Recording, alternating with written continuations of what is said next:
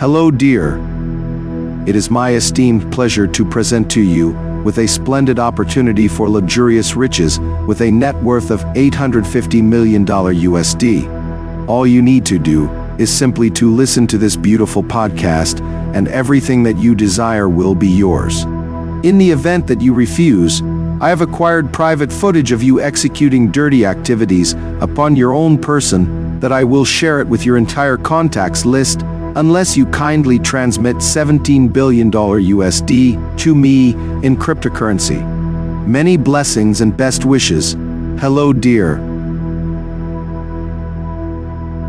I want to jump right into this. I'm doing well, but I do want to jump right into this. What did you eat this week? Smoothie flavored Tums. Yeah. Psychotic. But why? Well, tell me about it. Tell me more about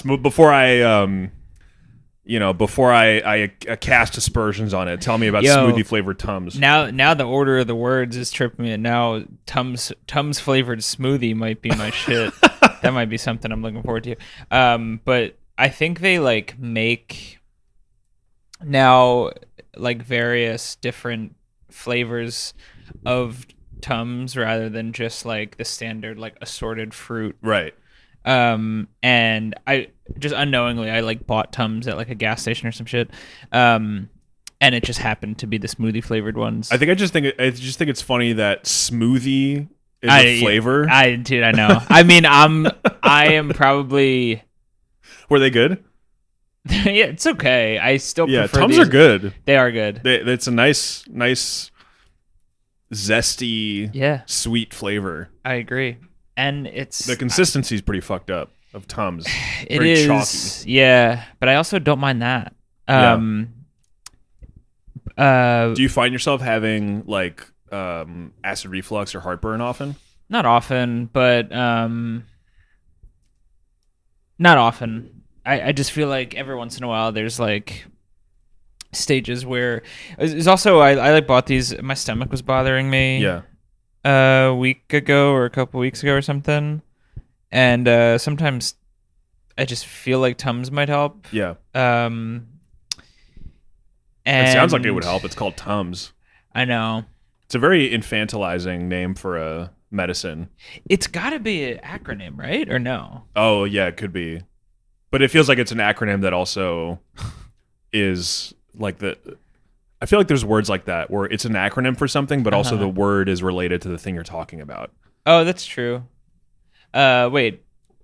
like laser or something like that feels like, or that's not the right example, but there are examples of this where something is an acronym where every letter stands for something, but then also the word itself is, and all people do it as a joke a lot. I know what you're talking about. Yeah. And I can't think of one either, but I know my brain's fucking goo today, so. But that's also a difficult one. Yeah. Kind of going back to target that. Dude, if I had done more crossword puzzles though in my life or more Wordle, I would have it on hand. I guess I wonder if Tums gets you any score, or if people it probably should. On Wordle? On just a crossword or whatever. Like Scrabble. Could Tums be a Scrabble That's word? What I mean. Yeah. But yeah, it's not, I don't think the official flavor is smoothie. I think it's something else smoothie. Oh, yeah, okay. I just shorthand. I appreciate the shorthand. Because I couldn't remember. I can taste that. Reading that, I'm like, I have a sense of what that would taste like. Yeah, well, it would be pause creamy. Yeah. There would be a creaminess to it, and it would be vaguely fruity, but indiscernibly fruity. Mm-hmm. That's kind of what it was like. Yeah. And it was okay. I still prefer assorted fruit. Yeah.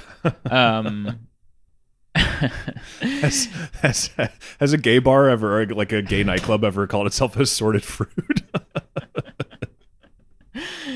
Damn. I mean, again, we just continue to come I up know, with, yeah. Is that offensive? Is that I don't think so. I think it's dumb enough not to be offensive. I think also fruit is it teeters. It teeters. Yeah, it is. It's almost there. Yeah, but it's also so goofy.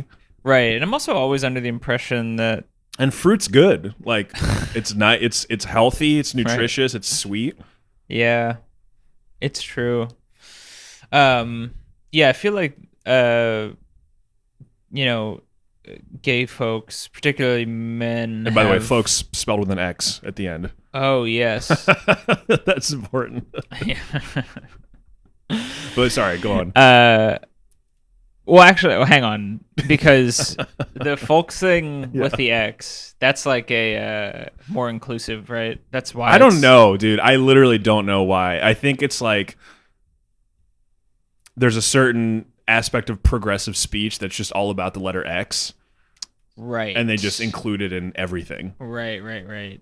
So, I mean, I don't know what folks with an X is replacing, because folks with a KS at the end is also, there's nothing about it. I mean, literally, maybe they're like, we're just staying away from letter K because of its use by the KKK or something. Right. Yeah, it's, okay. There, yeah. I mean, whatever. I'll use it, I guess, if you really want me to use FOLX. I mean, I don't, but I don't. But you're saying you, the proverbial you. No. I mean, like, if someone came, if someone stepped to me and was like, "The KS is, we got to switch. We got to do something about this." I mean, maybe because sometimes people use like they use like KMS or KYS as an acronym for like kill myself or kill yourself. So maybe that's part of it too. Yeah. I think we're reading too much into it, though. I think literally it's just like it's meant to be inclusive. But no, but I think it's just X is kind of a cool letter. Oh, like Xmas. Kind of, almost. I don't know. I mean, Chris. Yeah. Yeah, but that for even that Xmas is like replacing Christ, which like has logic to it. Folks, X replacing KS has no logic to it except for they just like the letter X, I think. I guess so. I mean, I guess it's also kind of like a signaler to be like, yes, we're using folks, but also this is an inclusive, wherever this sign is coming from, it's an definitely, inclusive. it definitely signals inclusivity. I agree with that. I just think it's not there's not much like I don't think so either. Logic to it. Yeah. I sound like Ben Shapiro right now. Fucking trying to poke holes in the facts of spitting of like Bushwick coffee shops. I don't care. But anyway, but you were saying about gay folks.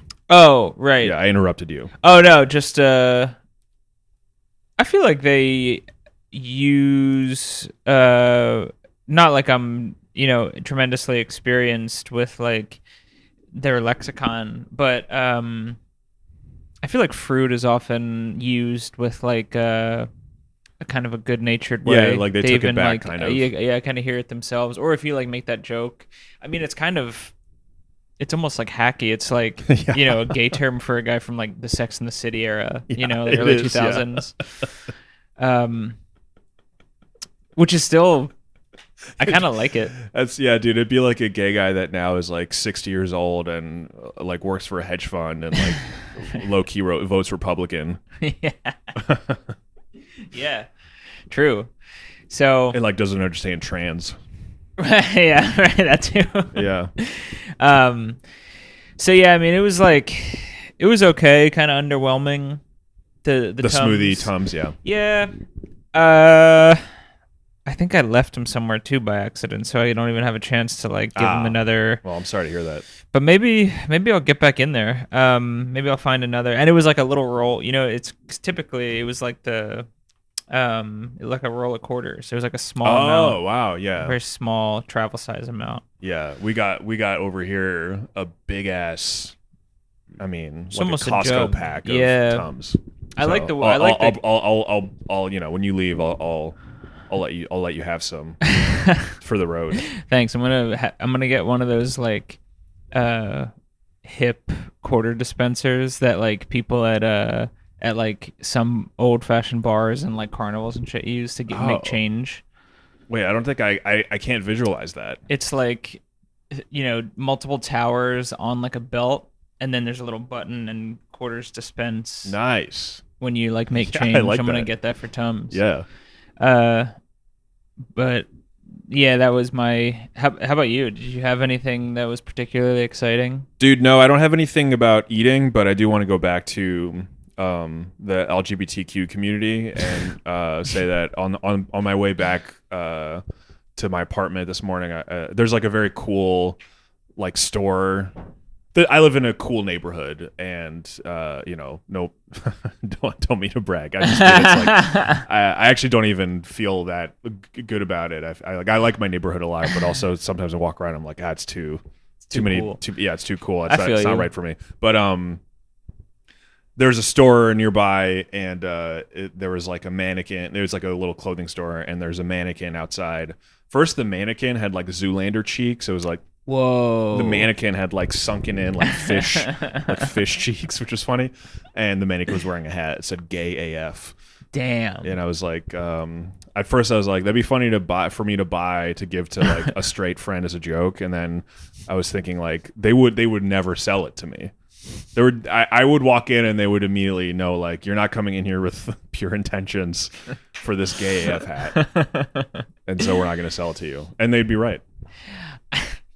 Is the store itself gay, or no? is It's just trendy, and okay. I'm surely it caters to like a generally artsy alternative clientele. Sure. So they might be like sales a sale, $1's a dollar. Yeah, for sure. If it was like gay establishment, gay owned and operated. Yeah. They might I mean, it's funny for them to be like prove it before you buy this hat. Gay. Yeah, show me your ticket to the House of Yes later or something. Yeah. It'd be funny to just buy that hat just for an actual gay friend. Yeah, I could do that. And, that'd be pretty weird to do that. That's what I mean. Yeah. I think it would be like a worse. It's like, yes, this is true, but there's something. Also, it's like, come on, AF. I don't know if I'm AF. Yeah. I mean, there's something unsettling about you giving this to me. It's like an old school dad whose son came out and he like took him a while to accept him, and then it's like this is his big moment of like one gay AF hat, please. Yeah. Yeah, that's I mean, well, we should say Happy Pride. For sure. Happy Pride, absolutely. Undisclosed location and time. But we recorded on Juneteenth, and now we're recording. Well, we did Juneteenth and Pride episode. Yeah, so it's currently Pride. We should get a hat for somebody in the White House, gay AF, and then like during nice, like a like a dude. If Biden wore that hat, it would be if like like John Kirby giving updates about like Palestine. Yeah, in a gay AF that'd be hat. pretty good. Wait, I have an ignorant question. Who's John Kirby? John Kirby is the one of the. So he's technically not a White House spokesman, but essentially he just is at this point. Okay, got it. And he just gives updates on the situations in like Ukraine and Israel and Gaza. Tough beat. It's a tough beat, but he's really. Is he good? No. Okay. He honestly, he's like one of the. I forget the nickname they give him, but the guys in Succession. Oh. The older guys. Oh yeah, who are the just shit kind of fuckers. like the shit fuckers. Yeah. They're just stool pigeons. And they just like come out and they're like, "Look, I don't know what to tell you. Yeah. Like, what do you want me to do?" Those guys are the best, man. Yeah. So those guys are survivors too. It's true. It's just this guy. He's just like a career government worker. Right. And I think they were like, he's like, non-threatening and also like stands firm enough to just be the guy who takes all the flack. Yeah, I think the corporate world and the political world, it kind of runs on people like that. It's true. It is. I mean, it's true. The guy is just like mashing these press conferences. Yeah. Like people are like, "What the fuck is like? What are you guys doing?" Yeah. And he's like, "I mean, look. I don't know. What do you want me to say?" he really just kind of shuts him down with like. It's like, this is just how it is, guys. Dude, I'm liking this guy as I hear about him. I want to watch some of his press conferences. It's funny when you see him because he literally looks exactly like a person you would expect to be. Yeah, so older man, just office guy. Yeah. Just office guy. But yeah, I'd like to see him in a gay AF hat giving like a briefing. He's like, by the way, happy Pride. Yeah. Oh man, dude, let's move on to next topic. Yeah. I'm curious. The first, this is interesting. Mm-hmm. It's about how an AI enhanced blood test can help people detect Parkinson's years before onset. Yeah. So first of all, good use of AI. I'm for that. Right. That's I think that is, there's a lot of hype around AI, which we'll get to in the next story. Right. That's why I think it's a nice pair. I appreciate that you did that. I figured. But nice. but the actual use of AI that is happening and is in scientific research and medicine, mm-hmm. and it is genuinely helpful. So tell me why you picked this story.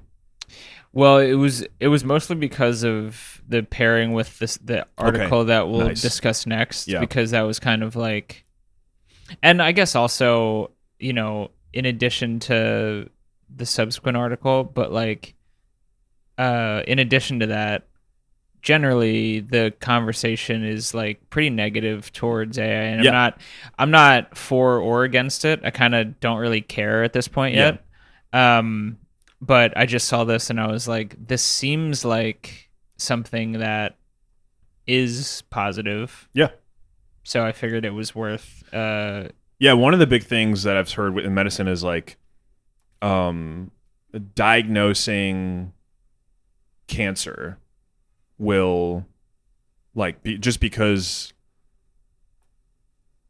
like, if someone, you know, has like a spot on their skin and it's like, is this cancerous, is it not, and you know 3 radiologists look at it and they might have like differing opinions, eventually you could like take a picture of it and then it would be the equivalent of like 1,000 radiologists looking at it, and then you would get like an aggregate. It'd be like, this is 99% probably cancer or not.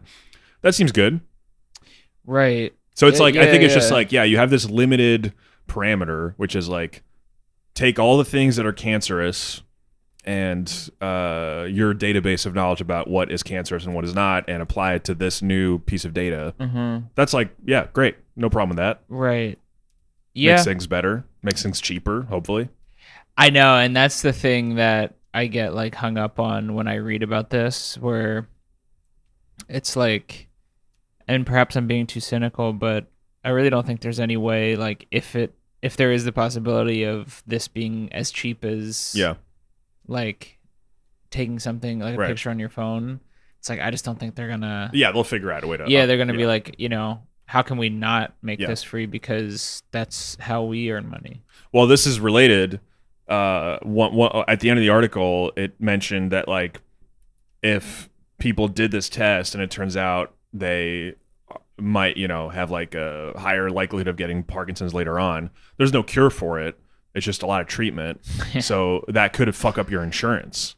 Oh, you like, just mean like just because now your insurance company will be like, well, that's a pre-existing condition. Oh, I see. So your premiums are going to go up. Damn. And you don't even have it yet. That's crazy. Think about. So I mean, you know, that's just like it's postulating. It's not saying that's definitely what's going to happen, but that's that's demonic. Astute observation. Yeah, it's like reverse Minority Report. Yeah, kind of. Yeah, it's literally like. Yeah. It's right. It's because it's like punishing the victim before the things happened. Yeah. So that was one of my takeaways from the article. The other one, this is way stupider. So I don't know if you have anything smart to say right now. Nah. Okay, well maybe something will come, but okay. You know, I got pretty offended by this sentence. Parkinson's is caused by the buildup of a protein called alpha-synuclein that damages or destroys nerve cells, which produce an important substance called dopamine in part of the brain called the substantia nigra. I was like, uh-oh. Nigra. Yeah. I was like, oh, I know, should it's always rename that like part of the brain, maybe.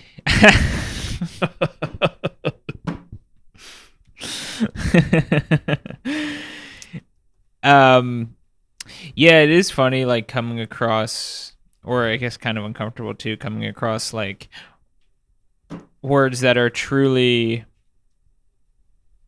It's just scientific. It's just scientific, or like there's like names that include words like this, and it's like, I don't think I'd like to say this. Yeah. So there's something else I can do here? It'd be funny if a doctor pronounced that without the R. It's like, well, it's better without the hard R, and then it's actually worse because then without the.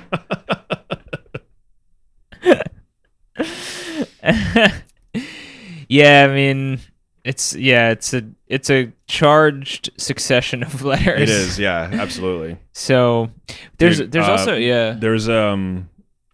in middle school, the like girl that did the announcements, I forget what the context was, but she was talking about some kind of funding drive for like African countries, and she was like naming a bunch of African countries, and she meant to say like the Republic of Niger, but she she said it wrong. Wow. Like over the announcements. Oh my gosh. I remember that was, but it didn't like, whatever. Nobody was paying attention. Was it? Really, but Was it just a thing where like a few people heard it and then they were kind of like, "Yo, the teacher yelled at the intercom.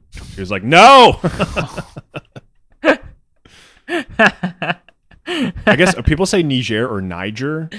I think either one might be correct, but anyway, yeah, the teacher was like, "Niger!" Oh man, yeah. Like yelled at the intercom. I like that. How that was pretty funny. Yeah, yeah, that is kind of funny. And it's that's like also a dad yelling at the TV when like his team's losing. Yeah, it's true, and it's also like a very teacher response because it's like it's like primarily I'm correcting your pronunciation. Right. Yeah. Let's deal with the second stuff. Like. Yeah, for sure. Yeah, but, it was very pedantic, but she was like. Yeah. I remember her like kind of. Hey, it woke us all up, So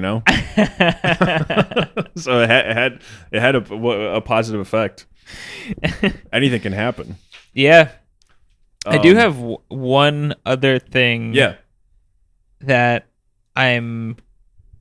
That kind of gets in my head after reading this, and it's because it's a blood test and it's like predictive. Yeah. And like it seems like this runs some sort of analysis based on a blood test. Yeah. Which is essentially the thing that Elizabeth Holmes was intending to do at Theranos. Yeah. I'm always just like, dude, justice for Elizabeth. Yeah, well, yes. Well, that's the issue was not the idea, I guess, but that she just literally didn't have the ability to do it. I know. Yeah. That always gets me. But I guess it's just something. Is she in prison? Notice. Yeah, she's in jail. Damn. Would you write to her? No. All right. Yeah, fair enough. I don't know why I asked. No. I actually I think I'm joking. I probably would about something. I just can't think of a thing can't think of what you would talk to her about. I can't think of something that she would like read and be like, "This is interesting." Yeah. Do you think she's getting a lot of mail? Because like Charles Manson like had like a lot of like erotic fan mail. In prison. Know. Is Holmes getting the equivalent from dudes, and what kind of dude is writing to her? Mm-hmm. I'm curious. Well, she had a kid. Oh. So yeah. I don't know. I guess she is married. Yeah. Doesn't mean that guys won't be sending it. Sure. Regardless, but it's just like it's possible no that they know about that, and they're like, well, I wonder if she does. Maybe there's probably a couple out there, like a weird. Unusual cross section of like. I feel like it's like business guys. It's probably a combination of like business engineering. Also, I bet there's. I would like to see what like a poll of just like the average person who works in Silicon Valley thinks of her. Yeah. especially like, somebody who's like worked there for like a little bit at Right. least, and is like kind of familiar with like how things are done in like the businesses there. I don't know. I mean, she certainly, according to the news, defrauded people out of a lot of money. Yeah. I mean, I guess her and SBF, Sam Bankman-Fried, have a lot of overlap, I think. In like, Yeah, well, yeah, they do. Like Silicon Valley loved them, I know. and the thing they were selling was fantastical.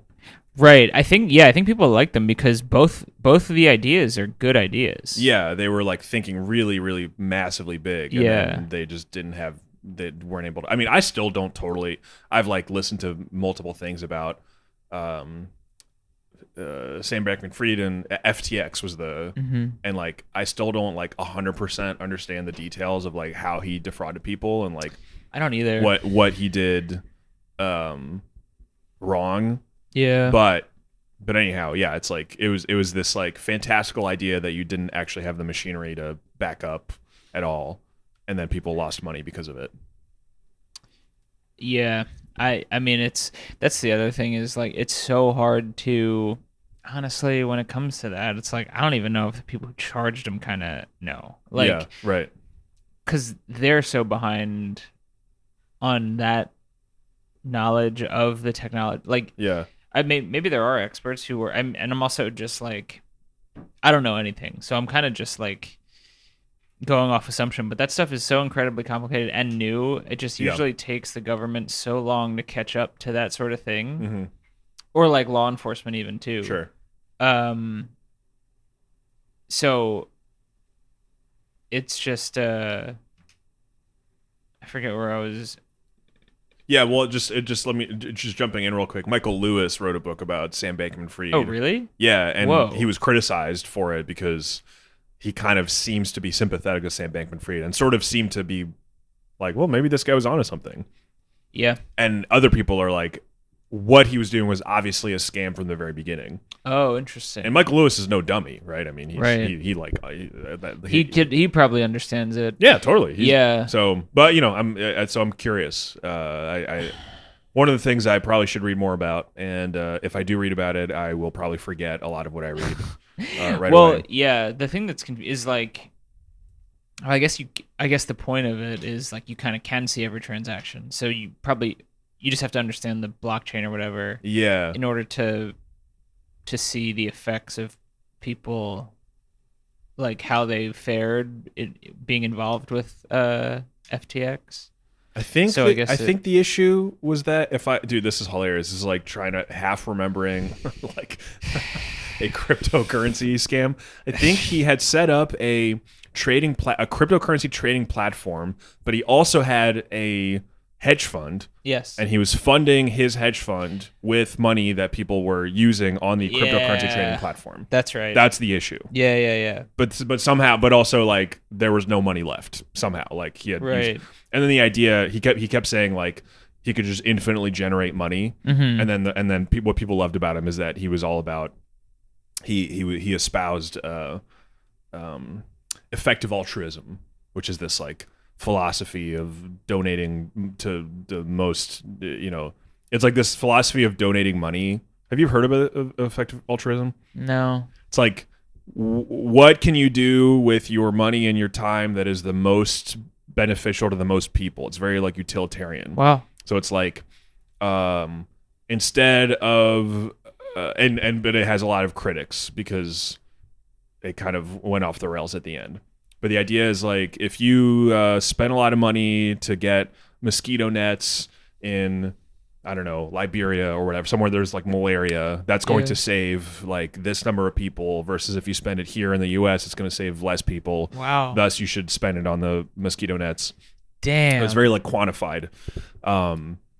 There's parts of that seem all right, but then the issue is that all the effective altruism people were mostly centered in Silicon Valley, and eventually all of them were just like, well, really, if you think about it, we should invest in things that will maximize the long-term survival of the human race because that's trillions of lives in the future. Damn. And so really what we should be focusing on is building like Mars colonies, and so it just they were able to shift the argument to what they were already interested in anyway. Sure. But anyway, God, Sam Bankman-Fried was a big donor of that kind of stuff, and that's why those people loved him. But then it turned out that he didn't really care about that at all. Yeah. So I think when he went to prison, like the effective altruism movement took like a massive hit. Oh wow. Okay. Yeah. Find out. I mean, they were getting active in that house they all lived in. Too. Yeah, that is funny. And also he like didn't bathe apparently, and interesting. He was just like a disgusting guy. Which I was actually thinking about this like Elizabeth Holmes, Amanda Seyfried played her in like a TV show. I think it was Amanda Seyfried. Okay. So it's like she, like a hot blonde lady. Yeah. Who would play Sam Bankman-Fried in a movie about him? Because I feel like it would have to be like a disheveled loser. Dude, it almost would be like Seth Rogen in like the mid 2000s. Yeah, Seth Rogen or like the current version would be if like Adam Friedland gained if Adam Friedland gained like 70 pounds. Yeah, he'd be pretty good at it. Yeah. Jay Baruchel, another Seth Rogen acolyte. If he he was really good in the Blackberry movie. Oh, I didn't see it. It was really good. Yeah. Nice. I mean, he is a good actor and he's funny. Or like Stavros. You'd have to. He's too charismatic. I know. But yeah, you're right. That's a good point. I guess they probably will. They probably already have a movie being made about. Yeah, they should. I wonder who should make it. It should be a comedy, I think. Yeah, it probably will be. Honestly, probably the guy who writes with Will Ferrell, Adam McKay. Yeah. And dude, if it's Adam McKay, it won't be good. It'll be too like on the nose. Yeah. But it's just like. But yeah, it probably would be Adam McKay. That's the guy. It'd be cool, like a Rob Zombie version of the SBF. Like yeah. And whose would actually be good though? Because it's like if it's too polemical, it wouldn't be. I mean, it's whatever. It could be correct and it's politics, but it wouldn't be an interesting movie. Yeah, I mean, it's more. Yeah. I guess I don't know. Like, dude, writers. like Tim Heidecker, like. Oh, because there'd just be like he would make it more like a situational comedy of just like this really weird guy. That's a good point. Yeah. Yeah. SBF is kind of funny too. Yeah, right. It's like the whole thing's kind of funny. It's like him like promising, like, no, I'm gonna generate infinite money and save the entire world, and then like all these economists are like, this guy's brilliant, and then he people loved him. Yeah, that's so crazy, dude. Let's move on to this because this is related. The next story, McDonald's ends AI drive-thru. Mm-hmm. So this is the flip side of AI, which is a bunch of companies that don't need to use it at all are like, yeah, let's use generative AI in our drive-thrus. Yes. And they're going to stop doing it. Yeah.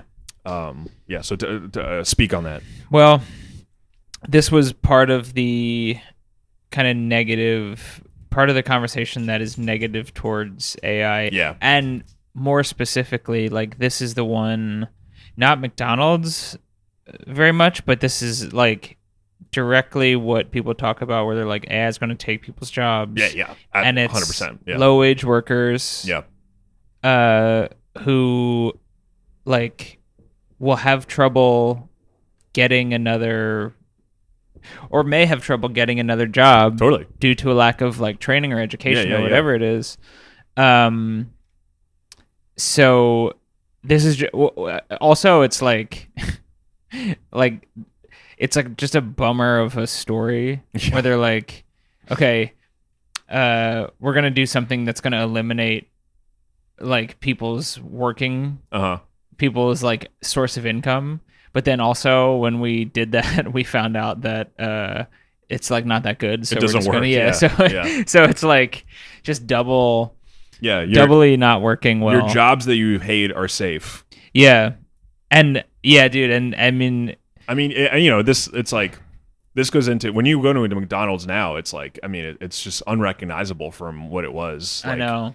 It's become so sleek and yeah. But I mean, it also I've seen like this has been posted about a lot, but it's like people post like a picture of McDonald's in like the 90s where it looks like it's super colorful and has the like whatever the play, what do they call it? The McDonald's play place. Yeah, and then now it's like this like silver box. Oh, I didn't know that. Yeah, no. I mean, a lot of like the McDonald's on Delancey Street, and I mean, it's just like this. It looks like it looks like the ground floor of a high rise. It's like super, just kind of sterile. Damn. Silvery. I know. Yeah, that's just like a weird rebrand. Yeah, it's just most places are kind of just doing like a sterile thing these days. Yeah, because it's like, it's supposed to look more appealing, I guess, because it's like not considered. It's just kind of silver and blank, and it's also there's like a lot of McDonald's too that have like a combination of it's like, wait, can you hit that a little harder? Oh, yeah. I feel like you did like combination. Thank you. Dude, speaking of, this is madness and badness. Wait. That's what he says before combination. Oh. He goes, madness and badness. This is madness and badness. Whoa, yeah. And just, I think this is like kind of an inside joke between us, but you're referencing a Drake song. Yeah, so there's a Drake. I think it made its way around the internet a little bit, and it's pretty old now, but it's still pretty funny to me. It's just Drake does a freestyle for this this YouTube channel on the Radar, which I think is actually a New York radio station. Yeah. I think it's part of like 97.5. But anyway, at the beginning of it, he's doing a freestyle with Central C, a rapper from the UK, and he's talking about themselves and combination. That's nice. Anytime I can fit it in. Yeah, no, I like it. But yeah, it's like also appropriate because McDonald's always, I feel like they have a lot of combo meals. That's true. But yeah, it's like a combination old McDonald's with like a kiosk where you can order yourself. Yeah, there's a lot of, and I'll say, listen, I don't mind I don't mind the kiosks. I don't mind the kiosks, I guess, but I mean, I know it's like I get the argument that like the more kiosks there are, the fewer workers there are, but also it's like, yeah, it's kind of nice to just be able to like press a button and like, and I don't know. I mean, I think that stuff doesn't necessarily need to take away people's jobs. That's I guess the idea that it's like, I mean, then you get into a larger economic discussion about like jobs guarantees and what kinds of things people can be encouraged to work on and government programs, not like welfare, but I mean like, whatever, jobs that don't just like require you to like learn how to code or something. Yeah. Like maybe it's good that mundane things like this don't have to be done by humans, and then humans can have more time and human effort can be redirected toward more positive ends. But if there's not the infrastructure to make that happen, then people just lose their jobs. So totally. Yeah. And that seems to be, I mean, it seems to be more in favor of, I mean, from a corporation standpoint, they seem to be more in favor of like, well, that's not a problem. Yeah. So the market will correct. Right. They would say that. That's their attitude. And it's like, I don't know, man, this article is just very upsetting, where it's like, it also, I mean, good reporting on the Guardian's part. That's where this is from. Just mentioning the California minimum wage thing. Like, where it's like, I guess it's good to reference to be like, yeah, why would McDonald's try that? Oh, yeah, and it's like, oh, we see right through it. They're trying to save money, and like, I mean, a large corporation, it makes sense, but it's also not nice. Shout out In-N-Out. In-N-Out's not doing anything like that. Yeah, In-N-Out's still just like, show up in board shorts. Yeah. There's also, I feel like Shake Shack also is like pretty good about that. Yeah, I guess I never really hear anything because Shake Shack still kind of counts as like a restaurant. Oh yeah. A little bit, Right. where it's like it's a little bit less fast food, Yeah. and then In-N-Out is just like I agree with you. There's also not like I mean maybe I'm not tapped into the right channels on the internet, but I don't see a lot of like violence at In-N-Out like I do at Oh. but I think it's because McDonald's and like it's like you can hang out at a McDonald's. A lot of Yeah. people most Yeah, In-N-Outs, In-N-Out, yeah, it's- people I mean, eat in it's their a- car at Yeah, it's a In-N-Out, carb yeah. thing. So Yeah. like you probably don't. But there's not that much violence at Shake Shack either. Yeah, true. And they give you those big silver trays. You could do some damage with those. Yeah, you're right. That literally does look like a WWE like weapon.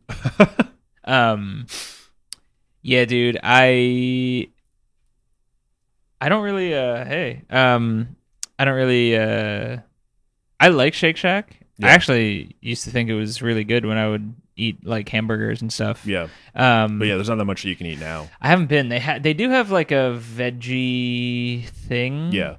I bet it's not good. It's like a mushroom. I'd be surprised. Oh, well, It's actually, like a yeah. mushroom burger or something. Oh, that's kind of cool, actually. Which is a neat alternative to a Yeah. veggie burger. It's just a lot of the same thing. Yeah. But I guess it's worth trying. Maybe that'll be the thing I try next week. Dude, hell yeah. Let's move on to social media nonsense. I'm going to read what you wrote on our agenda and let you go off on it. Okay. Michael Rainey Jr., no relation to our friend Michael Rainey. Uh-huh. Michael Rainey Jr. molested on Twitch, parentheses. I've heard many others talking about this, so if you have something else, maybe it's better we do that. I like that because it's like I've literally never heard of this. It's like it's funny to hear about a story where you're like, first like, what the hell is any of that? Like every word is like kind of confusing. Yeah. And then it's like, well, you know, a lot of people are already talking about this. It's like it made me feel so out of touch. But yeah, what's going on? Who's Michael Rainey Jr. Okay. And how did he get molested on Twitch? Michael Rainey Jr. Also, first, prayers up. He's okay. Yeah. Of Michael course. Rainey Jr. is an actor on the show Power. Oh, okay. And he's like a young man actor. He was on, I forget whose Twitch stream it was. Yeah. But it was a Twitch stream where all I saw, I mean, I didn't watch much of it. I literally just saw the clip of. Yeah.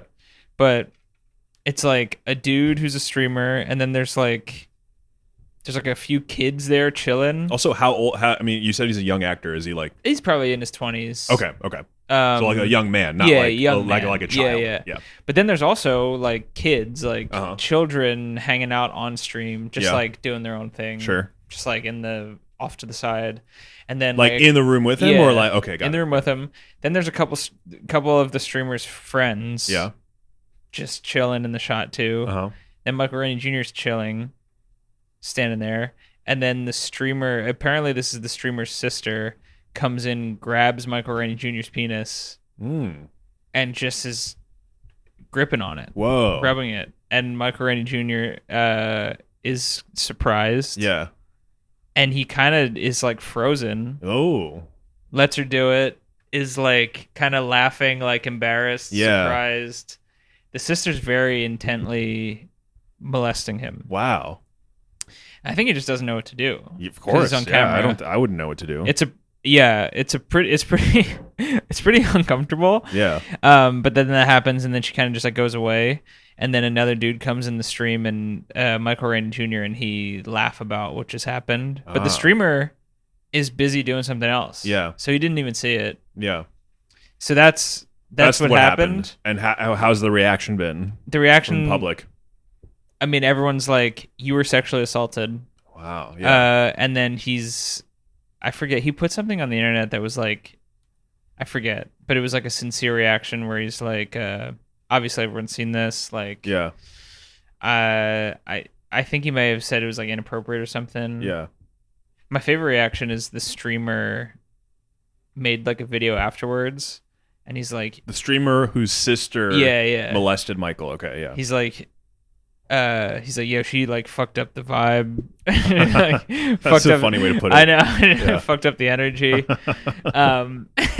So it's just like and I think it's, I guess it happened last week or something, but That was. Are people going after the sister a lot? Like, is she canceled? I swear I don't know.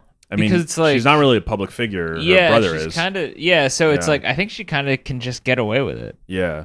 Which is upsetting. Was her? I mean, her face was like people saw what she looked like, right? Barely. She kind of comes in. I mean, she's probably on the stream somewhere else. Yeah. But she comes in an angle where it's like. I wonder, like, yeah. I mean, if she works at like I don't know, like, yeah, if she just has like some public facing job, and then like that's a 14-year-old sees her and is like, yo. Yeah, yo. I mean, she might. It's possible that she like Get her fired from Chipotle or something, or T-Mobile. Yeah. Or some other store, I don't know. Right. No, I'm just it's just a pretty it's just it's just a weird I mean, I'm not laughing at if he does feel violated. Yeah, no. I don't mean to course. laugh at the man for feeling violated, but there's something very unusual and strange about this clip just kind of like circulating. Yeah, the whole thing is crazy. I mean, just Twitch stream in general. Twitch streams are insane, dude. Yeah. I don't understand them at all, but they're like it's like possibly the biggest form of entertainment. Right.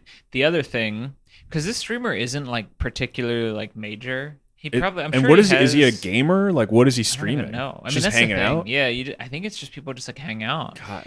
But the other thing is, I think earlier in that stream, the streamer is like, "Yo, I'll do anything to go viral." So it makes me question if this is a whole. Wow. If this is a ruse, and it's like, why don't we just do this one? Yeah. So it's like it's I have possible. a tangential thought, which you know how people can go to like very serious like acting conservatories. Yeah. Do you think like at some point there'll be like Twitch stream conservatory? Yes. I bet it's already existing somewhere. Yeah. I bet. The other thing I thought of is it's like going to film school. It's like, dude, I went to school for podcasting. I mean, yeah, I'm just thinking, yeah, a Twitch, like I major in like Twitch streaming, and it would teach you like what would it teach you like what angle to hold your phone up at. Yeah. Like what's the best like it would teach you like basic natural lighting. Yeah. There's probably some sort of like banter. Yeah. Component. Yeah, like how to interact with, because you're interacting with like a chat. Yes, exactly. How to interact with a chat. Yeah. So you have to be like an excitable person for sure most of the time. Probably in general, just how to keep up a patter of speech. Yeah. I don't know how much dead air there is on these Twitch streams. I feel like someone's always talking. Yeah. Maybe not. I mean, I think most of the time, but I think a lot of it is literally just Twitch streamers like watching videos and then just being like, whoa. Yeah. Just like, whoa. Yeah, dude. Yeah. How to react to that. That's funny, dude. It's like you have to watch like Casablanca to like react to it. That's the final exam. Is like you have to react to Casablanca for like 90 minutes straight.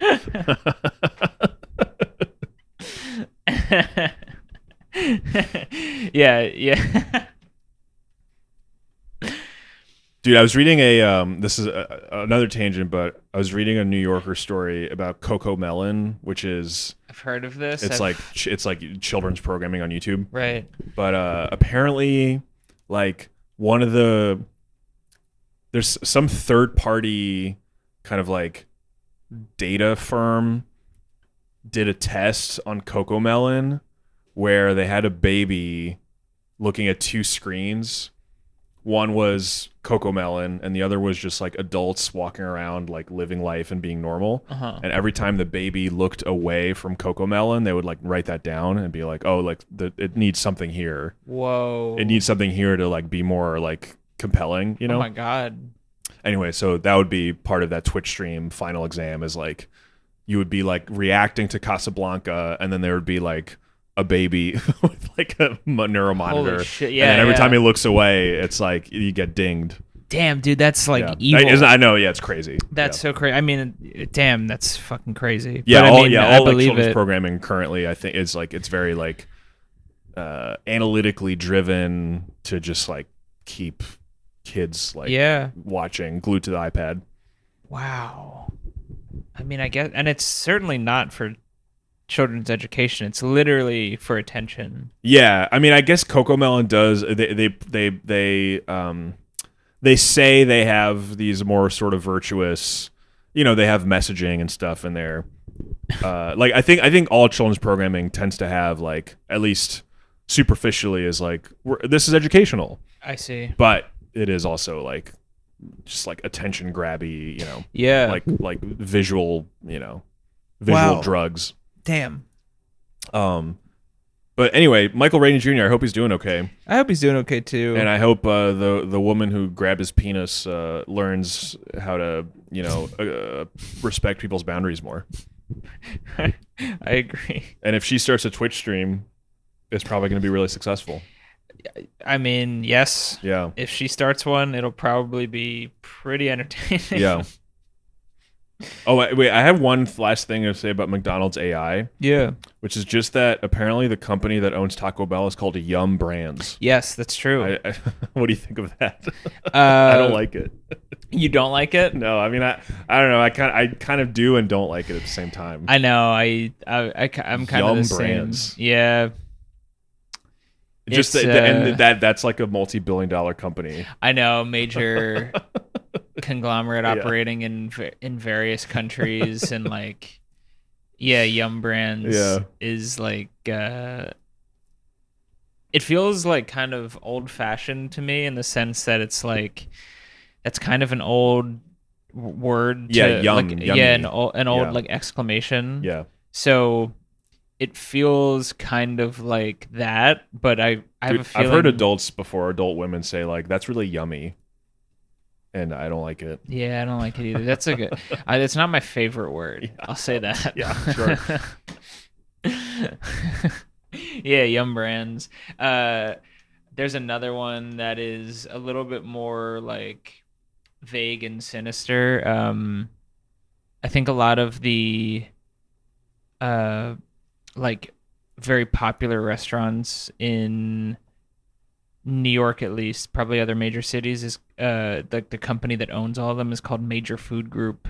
Oh, yeah, weird. Yeah, it's a very like shadowy, monolithic. Yeah, it's also like, quick, we need a name for our company. Yeah, Major Food Group. I know. It's so like first thought. Yes. Yeah. Wow. It's a weird one. I kind of like that one though. I like the shadowiness of that. I do too. Yeah, it's nice. You know who's backing you up. That's like before Fidel Castro, like all these like Caribbean countries, like the United Fruit Company. Yeah. Was totally. Like, it kind of has those vibes. Like I know. Yeah, they've overthrown governments. The Major Food Group. Exactly. Yeah. That's really funny. Dude, let's go to the word of the week. Mm-hmm. You didn't have anything, and then I didn't until before we started. Okay, my word of the week is box to mean vagina. Have you heard people use this recently? Not recently. But you've heard it, right? Yeah, I've heard it. Yeah. What do you think of it? It's filthy. It is filthy, yeah. It's really dirty and like it's interesting. It's like it's definitely like it's like if you're like making sweet love to a woman and you're like, I want to eat your box, that's an immediate like turn off. Yeah, I want to plow your box. Right. It's not nice. It's not a nice way to refer to a vagina. Right. It's very it kind of minimizes it as well. Yeah. Or like diminishes its capabilities. It's disrespectful for sure. Yeah. But it's also what's funny about it. You said it's dirty, and it's like, I guess it is, but it's also like there's a weird way in which it's like I literally imagine a box, and then so I'm like, well, what's in there? And it almost makes it sort of like it almost censors it somewhat. It's like a closed box, and you don't know what's in it. That's a nice way to think about it. Yeah. I never thought about it that way. It's like, so it's very like it's in a way it's like almost the opposite of graphic, because it's like it's completely like squaring off. It's It's a unique approach to the term, and I appreciate your. And then I was assessment. thinking that it's also so inaccurate. It's not. It's less of a box, more of an envelope. I guess that's true. Yeah. So that's Envelope is dirty that's too. nice. Sounds kind of French. It's for sure French. Yeah. You don't think envelope is a nice term for vagina? Well, it's another dirty one Yeah. to me. Yeah. I mean, I think all of this is dirty, including vagina. Yeah, vagina. I think I don't remember this, but a friend of ours, Damian Holmes, Oh yeah. I think Shout a very out funny Damian. comic. Yeah, for Shout real. out. I think one time he accidentally said vagina on stage. That's So that's rattling around in my head. wow. That's funny. Vagina, but yeah. No, there's obviously every term for it. Okay, I'm reading a book by Graham Greene right now. You ever read him?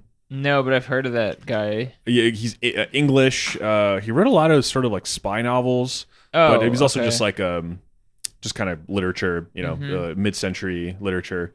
I'm reading a book of his called The End of the Affair, which is really good, and it's about a novelist who was having an affair with a married woman, and then the married woman breaks it off, and then he becomes obsessed and hires a private investigator to follow her around. And he's just consumed with like obsession and hatred and like these painful memories of their affair. But anyway, at one point he's like remembering having sex with her, and he talks about her hair like billowing out on the pillow, and then he talks about her secret hair, which is like her pussy hair. Yeah. And I liked that. So yeah, it's Secret very, hair. I Yeah, like very that. literary. Yeah, way totally. of, Literary, but also not like the words are somewhat simple. Yeah. It's not like super fancy. Right. Yeah. Yeah. It's like a description of a Yeah. literary person. Exactly. I guess is what Yeah. I just liked that. But anyway, yeah. Box That envelope. also sounds like a thing that like a telephone pole like poster would advertise of like getting rid of. Yeah. Yeah. With this like spray. Yeah. Like yada yada yada secret hair. Exactly. Yeah. Unsightly something. But yeah, so I liked secret hair. I like box. It makes me laugh. It's very funny. It's funny. Yeah, I mean, it's good and short. Yeah. To Yeah, the it point. is. Totally. Succinct. Yeah. Box. But yeah, so that was my word of the week. Do you have anything else to say about box? No, but thank you for bringing one. Yeah, no, thank of you course. for bringing that to the table. I'm always happy to. All right, let's move on to poetry. Yes. Tell me about the poem you brought today. Sara Teasdale, 19th, I believe, century poet. I think I looked it up, and I think this poem came out. This poem is from like 1915, so I guess early 20th century. Oh wow, okay. Yeah, just I think just random discovery, just kind of like browsing. Yep. But this poem is called "The Answer," and I'll read it, and then we can discuss. Thank you. So Sara Teasdale, "The Answer." When I go back to Earth, and all my joyous body puts off the red and white that once had been so proud, if men should pass above with false and feeble pity, my dust will find a voice to answer them aloud. Be still, I am content. Take back your poor compassion. Joy was a flame in me too steady to destroy.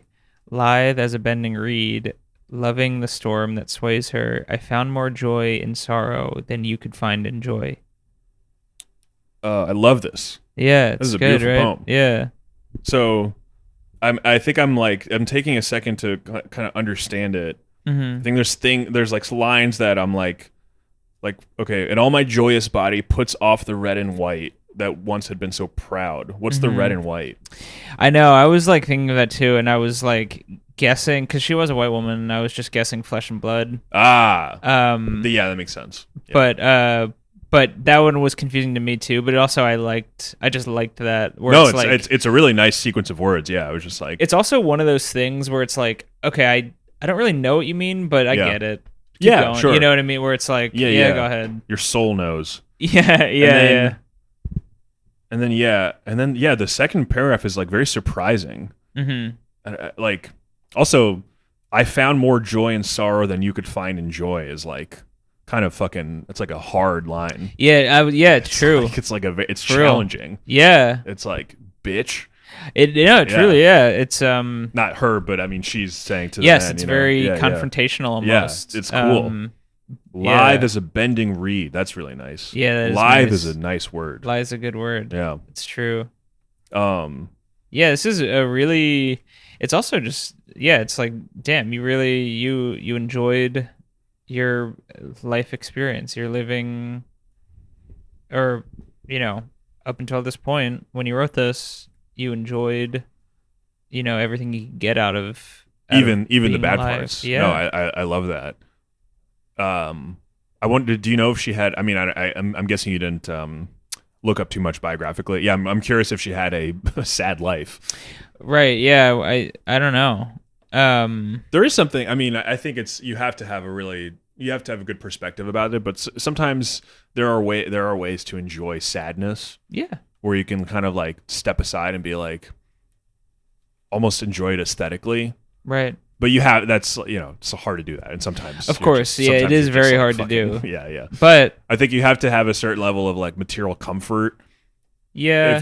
If you're just like really anxious and something, whatever, like something is unstable, you can't really enjoy that because. Yeah. But if it's like everything's fine, but you are sad about something truly. I know. There is a way to step aside and be like, you know what? That's nice. Like there's something nice about that. Right. Sometimes there's also like, a sadness that is so like unusual compared to the others that you felt that it's like you can like it kind of directs you to look at it from that way. Do you mean because it's more intense or? Yeah, it's just like it's like overwhelming. So it's like I kind of have to like look at this from a different point of view than just like the standard like I'm just kind of sad about a particular it like thing. Rearranges your mind. Yeah, that's cool. Yeah, this is I love this poem. I love the it has a cool rhyme scheme. I know. Where it's like sort of I guess so. It's like earth, body, white, proud, above, pity, voice, aloud. So really only proud, aloud in the first paragraph, and then destroy and joy in the second paragraph. So there's not that much that rhymes. I know. It's a cool way of doing it. But when it does, it's like comes in and it's like, ooh, that's nice. It does put a bow on the stanzas. Yeah. It's one that I can't remember if I've seen before, but I've never heard of this lady. So yeah. Yeah. No, I mean like the rhyme scheme. Oh, like, got it. Yeah, I've the rhyme come scheme across for that sure. before, but it's like it's a cool way of just unusual, I guess, or different. And then the meter is like when I go back to earth and all my joyous body, da dum ba bum ba bum. So right. I don't know what you call that, but it's like yeah. I mean the only one that comes to mind is iambic pentameter. That's Shakespeare. Oh, right. But that's right. 5. Okay. But this is 3. Da-dun, da-dun, da-dun. When I go back to earth and all my joyous body puts off the red and white that once had been so proud. It's really nice though. It's like it flows nicely. It's true.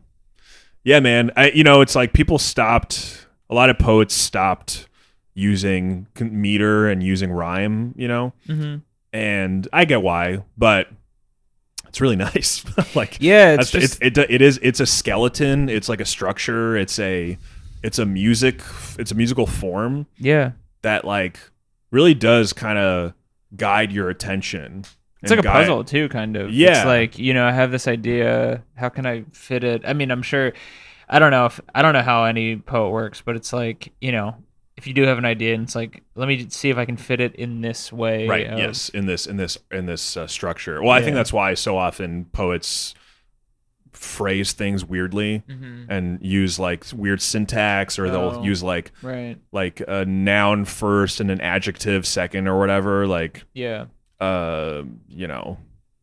my body entire or something like that, because it's like they're trying to fit it. So that I think to me that feels like part of just like trying to adhere to that scheme. But this was beautiful. The Answer by Sara Teasdale. I loved this. Thank you, Charles. I'm glad you enjoyed it. Do you have any key takeaways, any deliverables, implementation ideas after this? I kind of want to. I kind of wish I knew about the McDonald's AI thing before because I would try it. Oh yeah, I know it would be. Yeah, I mean the fuck ups are funny. It's like it just kept added like hundreds of dollars of chicken nuggets to someone's order. That is pretty funny. Yeah, but no other key deliverables. How about you?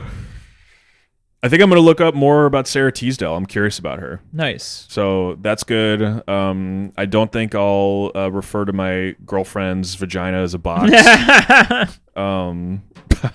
probably won't do that. And yeah, I think we nailed it today. Oh, that's great. Yeah. All right. Hello, dear. Hello, dear. Hello, dear. Kind thanks for listening to our splendid podcast and bequeathing your attention to our lucrative enterprise. If you enjoyed what you heard, please do the needful and transmit the relevant information to all of your personal and professional contacts as soon as possible, or I shall be forced to unfold your private banking details to all interested parties. Don't hesitate to contact us if you have any questions or concerns. Wishing you many miracles and luxuries. Hello, dear.